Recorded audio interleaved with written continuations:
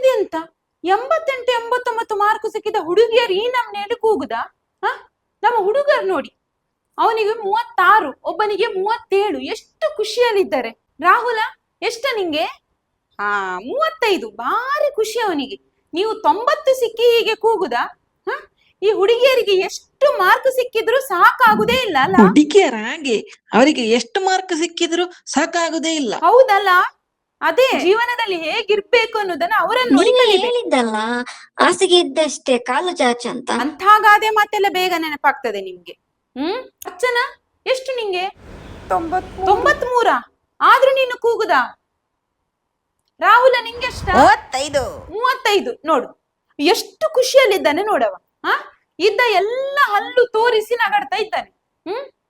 93 ಸಿಕ್ಕಿದ್ರು ಸಾಕಾಗುದಿಲ್ವ ನಿನಗೆ? ಹೌದಾ? ಇವತ್ತು ನಿಮ್ಮ ಫಲಿತಾಂಶ ಬಂದಿದೆ. ಕೆಲವರಿಗೆ ನೀವು ಎಣಿಸಿದಕ್ಕಿಂತಲೂ ಹೆಚ್ಚು ಅಂಕ ಬಂದಿದೆ ಅಂತ ತುಂಬಾ ಖುಷಿಯಾಗಿದೆ. ಕೆಲವರಿಗೆ ಅಬ್ಬಾ ಇಷ್ಟಾದ್ರೂ ಬಂತಲ್ಲ ಅಂತ ತೃಪ್ತಿ ಆಗಿದೆ. ಇನ್ನು ಕೆಲವರಿಗೆ ನಾನು ಎಣಿಸಿದಷ್ಟು ಅಂಕ ಬರ್ಲಿಲ್ಲ, ನಾನು ಫೇಲ್ ಆಗಿದ್ದೇನೆ ಅಂತ ತುಂಬಾ ಬೇಸರ ಆಗಿದೆ, ನಿರಾಶೆ ಆಗಿದೆ. ನಂಗೆ ಗೊತ್ತಾಗ್ತದೆ ಮಕ್ಕಳೇ, ನಂಗೆ ಅರ್ಥ ಆಗ್ತದೆ. ಹಾಗಂತ ನೀವು ಈಗ ಬೇಸರ ಮಾಡ್ಕೊಂಡ್ರೆ ಅದ್ರಲ್ಲಿ ಅರ್ಥ ಉಂಟಾ?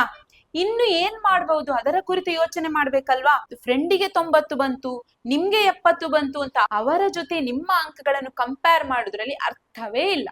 ಯಾಕೆ ಗೊತ್ತುಂಟಾ? ಅವರ ಸಾಮರ್ಥ್ಯ ಅದು, ನಿಮ್ಮ ಸಾಮರ್ಥ್ಯ ಇಷ್ಟು. ಅವರಿಗೆ 90 ಬಂದದ್ದು ಹೆಚ್ಚು, ನಿಮ್ಗೆ 70 ಕಡಿಮೆ ಅಂತ ಅರ್ಥ ಅಲ್ಲ. ನಿಮ್ಗೊಂದು ಒಳ್ಳೆ ಉದಾಹರಣೆ ಹೇಳ್ತೇನೆ ನೋಡಿ. ಒಂದು ಮೀನುಂಟು. ಆ ಮೀನಿಗೆ ನೀನು ಈಜುದು ಬಿಟ್ಟು ಮರ ಏರ್ಬೇಕು ಅಂತ ಹೇಳಿದ್ರೆ ಆ ಮೀನಿಗೆ ಆಗ್ತದ ಹೇಳಲಿಕ್ಕೆ? ಇಲ್ಲ. ಹಾಗಂತ ಆ ಮೀನು ದುರ್ಬಲವಾ? ಅದಕ್ಕೆ ಏನು ಬರುದಿಲ್ಲ ಅಂತ ನಾವು ಹೇಳ್ಬಹುದಾ? ಇಲ್ಲ. ಯಾಕಂದ್ರೆ ಅದಕ್ಕೆ ಈಜ್ಲಿಕ್ಕೆ ಬರ್ತದೆ. ಅದೇ ರೀತಿ ನಾವು ಕೂಡ ನಮ್ಗೆ ಒಂದಲ್ಲ ಒಂದು ವಿಷಯದಲ್ಲಿ ಪ್ರತಿಭೆ ಇದ್ದೇ ಇರ್ತದೆ.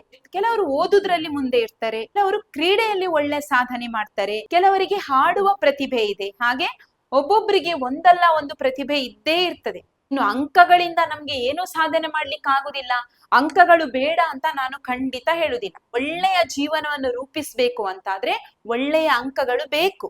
ಹಾಗಂತ ಆ ಅಂಕಗಳೇ ನಮ್ಮ ಪ್ರಪಂಚ ಅಲ್ಲ. ಅಂಕ ಕಮ್ಮಿ ಬಂದ್ರು ನಾವು ಜೀವನವನ್ನು ಒಳ್ಳೆಯ ರೀತಿಯಲ್ಲಿ ಸಾಗಿಸಬಹುದು. ನೀವು ಸೆಲೆಬ್ರಿಟಿಗಳು ಅಂದ್ಕೊಂಡು ಇವತ್ತು ಪೂಜೆ ಮಾಡ್ತಿರಲ್ಲ, ಕ್ರಿಕೆಟ್ ಸ್ಟಾರ್ಗಳೆಲ್ಲ, ಅವರೆಲ್ಲ ಕಲಿಕೆಯಲ್ಲಿ ರ್ಯಾಂಕ್ ಪಡೆದವರ ಅಲ್ವಾ? ಮತ್ತೆ ಜೀವನದಲ್ಲಿ ಸಾಧನೆ ಮಾಡ್ಲಿಲ್ವಾ? ಹಾಗೆ ಅವರೆಲ್ಲ ಯಾಕೆ? ನಿಮ್ಗೆ ನನ್ನ ಬಗ್ಗೆ ಹೇಳ್ತೇನೆ. ನನಗೆ ಶಾಲಾ ದಿನಗಳಲ್ಲಿ 10ನೇ ಕ್ಲಾಸಲ್ಲಿ ಗಣಿತ ಅಂದ್ರೆ ಭಾರಿ ಕಷ್ಟ. ಎಷ್ಟು ಕಷ್ಟ ಅಂದ್ರೆ ನನಗೆ ಪಾಸ್ ಮಾಡ್ಲಿಕ್ಕೆ ಕಷ್ಟ. ಹಾಗಂತ ಕನ್ನಡ ನನಗೆ ತುಂಬಾ ಇಷ್ಟ ಇತ್ತು. ಕನ್ನಡದಲ್ಲಿ ನಂಗೆ 95 ಮಾರ್ಕ್ ಸಿಗ್ತಾ ಇತ್ತು, ಗಣಿತದಲ್ಲಿ ನಂಗೆ 50 45. ನಂಗೆ ಭಾರಿ ಬೇಸರ ಆಗುದು. ಎಂತ ಮಾಡುದಪ್ಪ ಈ ಗಣಿತ? ಹಾಗಂತ ನಾನು ಕಲಿತಿರ್ಲಿಲ್ಲ ಅಂತಲ್ಲ, ತುಂಬಾ ಕಲಿತಾ ಇದ್ದೆ, ಶ್ರಮ ಪಡ್ತಾ ಇದ್ದೆ. ಆದ್ರೆ ನಂಗೆ ತಲೆಗೆ ಹೋಗ್ತಾ ಇರ್ಲಿಲ್ಲ. ಹಾಗೂ ಹೀಗೂ ಕಷ್ಟಪಟ್ಟು 10ನೇ ತರಗತಿ ಒಂದು ಮೇಲೆ ಬಿದ್ದೆ ನೋಡಿ. ಆಮೇಲೆ ಎಂತ ಮಾಡಿದೆ? ನಂಗೆ ಈ ಗಣಿತದ ಸುದ್ದಿಯೇ ಬೇಡ ಅಂತ ನನಗೆ ಇಷ್ಟ ಇದ್ದದ್ದು ಯಾವುದು? ಕನ್ನಡ. ಅದಕ್ಕೆ ನಾನು ಆರ್ಟ್ಸ್ ಅನ್ನು ಆಯ್ಕೆ ಮಾಡಿಕೊಂಡೆ. ಅದಾದ್ಮೇಲೆ ಇವತ್ತು ನಾನು ಕನ್ನಡ ಟೀಚರ್ ಆಗಿ ನಿಮ್ಮ ಮುಂದೆ ಇದ್ದೇನೆ. ಗಣಿತದಲ್ಲಿ ಕಮ್ಮಿ ಮಾರ್ಕ್ ಬಂದ್ರು ಇವತ್ತು ನಾನು ಟೀಚರ್ ಆಗ್ಲಿಲ್ವಾ? ಆಗ್ಲಿಲ್ವಾ? ಅಂತ ನನ್ಗೆ ಗಣಿತದಲ್ಲಿ ಫೇಲ್ ಆದೆ, ನನ್ಗಿನ್ನು ಸಾಧ್ಯ ಇಲ್ಲ, ನನ್ಗೆ ಮೇಲೆ ಬರ್ಲಿಕ್ಕೆ ಆಗುದಿಲ್ಲ ಅಂತ ನಾನು ಏನು ಮಾಡದೆ ಮನೆಯಲ್ಲೇ ಕುತ್ಕೊಂಡಿದ್ರೆ ನಂಗೆ ಇವತ್ತು ಟೀಚರ್ ಆಗ್ಲಿಕ್ಕೆ ಆಗ್ತಿತ್ತಾ? ಇಲ್ಲ. ಅದೇ ನಾನು ಹೇಳುದು, ಯಾವ್ದ್ರಲ್ಲಿ ಆಸಕ್ತಿ ಇದೆ ಅದನ್ನ ಆಯ್ಕೆ ಮಾಡಿಕೊಳ್ಳಿ. ನೀವು ಜೀವನದಲ್ಲಿ ಖಂಡಿತ ಮುಂದೆ ಬರ್ತೀರಿ. ಇನ್ನು ಫೇಲ್ ಆದವರು, ನೀವು ಯಾವ ಕಾರಣಕ್ಕೂ ನಿರಾಶರಾಗ್ಲಿಕ್ಕಿಲ್ಲ, ಕುಗ್ಲಿಕ್ಕಿಲ್ಲ. ಪರವಾಗಿಲ್ಲ, ಇನ್ನೊಂದು ಅವಕಾಶ ಇದೆ ಅಲ್ವಾ? ಬರೀರಿ, ಪಾಸ್ ಆಗಿ.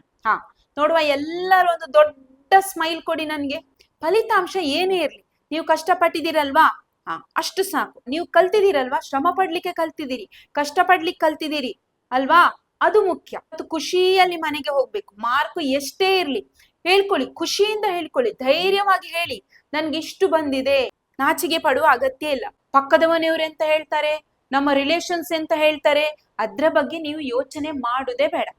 ನಿಮ್ಮ ಜೊತೆಗೆ ನಿಮ್ಮ ತಂದೆ ತಾಯಿ ಮತ್ತು ನಿಮ್ಗೆ ಕಲಿಸಿದಂತಹ ಶಿಕ್ಷಕರು ಸದಾ ಇರ್ತಾರೆ. ಹುಡುಗಿಯರು, ಒಂದು ದೊಡ್ಡ ಸ್ಮೈಲ್ ಕೊಡಿ ನೋಡುವ ನನಗೆ. ಇಷ್ಟು ಸಾಕಾಗುದಿಲ್ಲ. ಸಾಕಾ ಹುಡುಗರೇ? ನೋಡಿ, ಈ ಸ್ಮೈಲ್ ಸಾಕಾ? ಇಲ್ಲಂತೆ, ಇನ್ನು ಸ್ವಲ್ಪ. ಹುಡುಗರು ಹೇಳಿ, ಹೇಗೆ ಸ್ಮೈಲ್ ಕೊಡುದು? ನೋಡಿ, ಅವರನ್ನು ನೋಡಿ. Very good. ಈ ರೀತಿ ಇರ್ಬೇಕು, ಗೊತ್ತಾಯ್ತಾ? ಬೇಸರದಲ್ಲಿ ಇರುದಲ್ಲ.